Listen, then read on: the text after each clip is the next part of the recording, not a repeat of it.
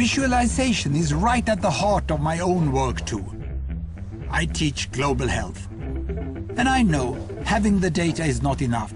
I have to show it in ways people both enjoy and understand. Now, I'm going to try something I've never done before. Animating the data in real space, with a bit of technical assistance from the crew.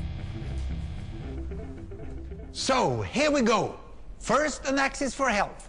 Life expectancy, from 25 years to 75 years.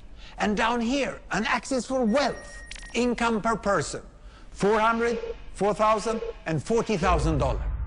So down here is poor and sick, and up here is rich and healthy. Now, I'm going to show you the world 200 years ago, in 1810.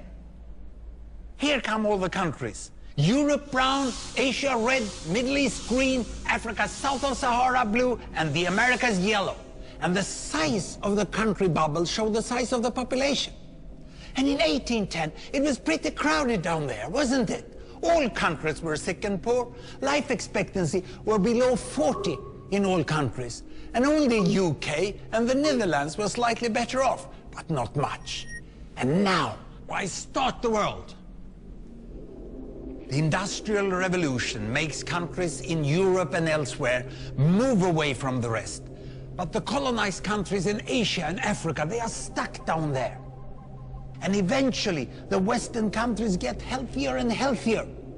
And now we slow down to show the impact of the First World War and the Spanish flu epidemic. What a catastrophe! And now I speed up through the 1920s and the 1930s. And in spite of the Great Depression, Western countries forge on towards greater wealth and health. Japan and some others try to follow, but most countries stay down here. Now, after the tragedies of the Second World War, we stop a bit to look at the world in 1948. 1948 was a great year. The war was over, Sweden topped the medal table at the Winter Olympics, and I was born. But the differences between the countries of the world was wider than ever. United States was in the front, Japan was catching up. Brazil was way behind, Iran was getting a little richer from oil, but still had short lives. And the Asian giants, China, India, Pakistan, Bangladesh and Indonesia, they were still poor and sick down here. But look what is about to happen. Here we go again. In my lifetime, former colonies gained independence, and then finally they started to get healthier and healthier and healthier. And in the 1970s, then countries in Asia and Latin America started to catch up with the Western countries. They became the emerging economies. Some in Africa follows. Some Africans were stuck in civil war and others hit by HIV. And now we can see the world today in the most up-to-date statistics. Most people today live in the middle, but there are huge differences at the same time between the best of countries and the worst of countries.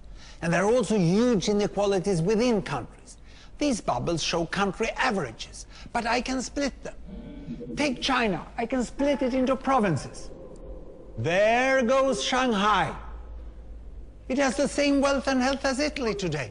And there is the poor inland province Guizhou. It is like Pakistan. And if I split it further, the rural parts are like Ghana in Africa.